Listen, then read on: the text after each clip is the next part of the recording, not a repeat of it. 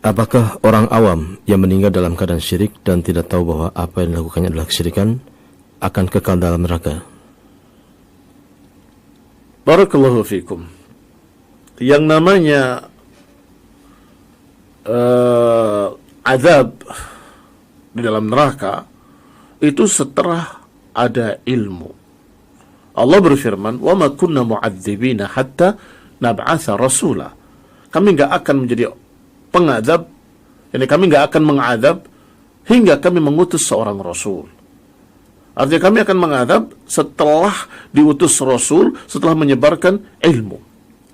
Atau dalam ayat lain Allah berfirman, "Wa may yushaqiqir rasul min ba'di ma tabayyana lahul huda wa yattabi' ghayra sabilil mu'minin nuwallihi ma tawalla wa nuslihi jahannam wa sa'at masira."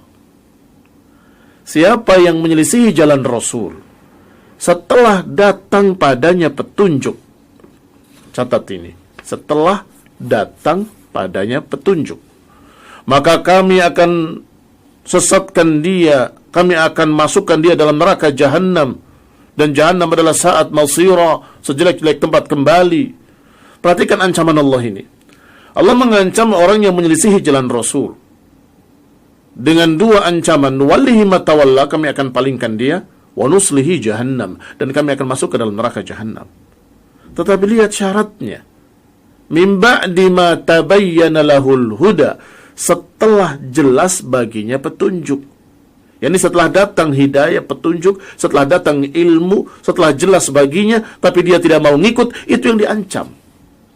Sehingga hati-hati para ulama, para imam ahlus sunnah, penulis kitab tauhid, penulis kitab syarah kitab tauhid dan lain-lainnya, semua berkata barang siapa yang begini maka dia syirik. Jadi syirik adalah kekal dalam neraka. Barang siapa yang tidak bertobat kekal dalam neraka, dan seterusnya.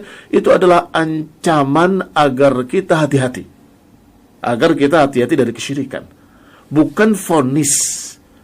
Adapun memvonis si fulan dalam neraka, hati-hati. Mungkin dia belum paham, mungkin dia belum datang padanya ilmu, mungkin belum tegak hujjah padanya, mungkin dia terpaksa, mungkin dia masih ada sekian kemungkinan. Sehingga apa yang disampaikan oleh para ulama tadi dalam kitab-kitab mereka, barang siapa yang berbuat kesyirikan akbar maka dia akan kekal dalam neraka, itu adalah ancaman bagi kita agar kita hati-hati dari kesyirikan.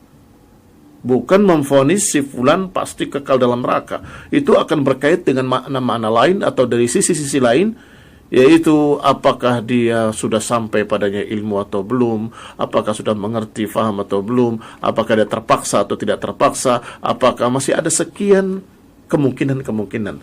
Sehingga barakallahu fikum, apa yang disebutkan dari pertanyaan di sini, Masya Allah, pertanyaan yang bagus sekali, bahwa apakah orang itu akan kekal dalam neraka dalam keadaan dia tidak tahu bahwa yang dilakukan kesyirikan?